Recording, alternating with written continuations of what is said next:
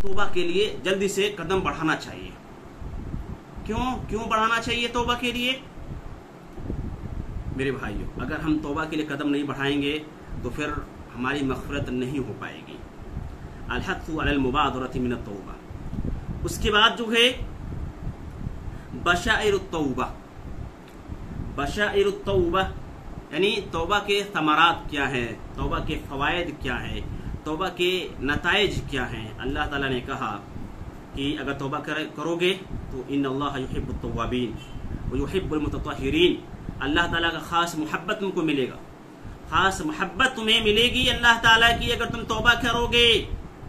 اور اس کے بعد فرمایا وَيَا قَوْمِ اسْتَغْفِرُوا رَبَّكُمْ ثُمَّ تُوبُوا إِلَيْهِ يُرْسِلِ السَّمَاءَ عَلَيْكُمْ مِدْرَارًا وَيَزِدْكُمْ قُوَّةً إِلَىٰ قُوَّتِكُمْ.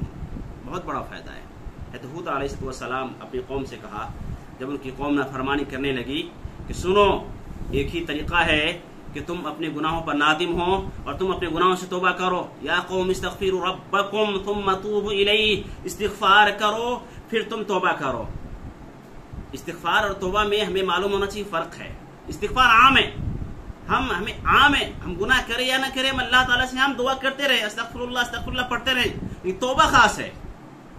استغفار عام ہے اور توبہ خاص ہے، اور توبہ کے لیے شرائط ہے اور استغفار کے لیے کوئی شرائط نہیں. عام جب بھی چاہے آپ توبہ کریں.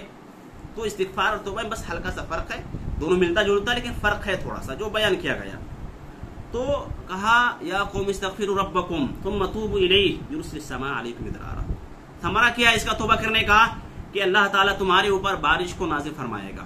یعنی جب ضرورت ہو بارش کی، جب ضرورت ہو بارش کی. پہلے زمانے میں بارش کا انتظار کرتے تھے اور بارش ہی کو نعمت کبرا اور نعمت عظمیٰ سمجھتے تھے. بارش ہی سے غلے اور اناج کھیتوں میں نکلتے تھے، اگتے تھے، پھل فروٹس ہوتے تھے اور اسی سے نسل چلتی تھی اور اسی سے آبادی بڑھتی تھی. تو وہ بہت بڑا انعام تھا بارش کا ہونا، بہت بڑا اکرام تھا. اسی لیے کہا گیا یرسل السماء علیکم مدرارا. اگر ایسا کرو گے، اللہ کی طرف رجوع کرو گے تو اللہ تعالیٰ تمہاری مدد فرمائے گا اور اللہ تعالیٰ تمہارے اوپر بارش فرمائے گا. اور آگے فرمایا وَزِدْكُمْ قُوَّةً إِلَىٰ قُوَّتِكُمْ. اور تمہارے شان و شوکت میں، تمہاری قوت میں اللہ تعالیٰ اضافہ کرے گا. یہ توبہ کا مستفاد ہے، یہ توبہ کا فائدہ ہے، توبہ کا ثمرہ ہے. اگر ہم اللہ کی طرف رجوع ہوں گے، اللہ کی طرف ہم اپنا قدم بڑھائیں گے استغفار کی طرف، تو اللہ تعالیٰ ہمیں ان نعمتوں سے نوازے گا. ہمیں اللہ تعالیٰ ہماری قوت کے اندر، ہماری اولاد کے اندر، اور بھی یہ استغفار کے توبہ کے بہت سارے فوائد ہیں. دوسری آیت کے اندر ہے، ہم جانا نہیں چاہتے ہیں. مختصر طور پہ یہ ہے کہ اللہ تعالیٰ ہماری ہر طرح سے، ہر ممکن طریقے سے اللہ تعالیٰ ہمارا تعاون کرے گا. ہماری اولاد کے اندر برکت عطا فرمائے گا. ہمارے مال و کاروبار میں اللہ تعالیٰ ترقی عطا فرمائے گا.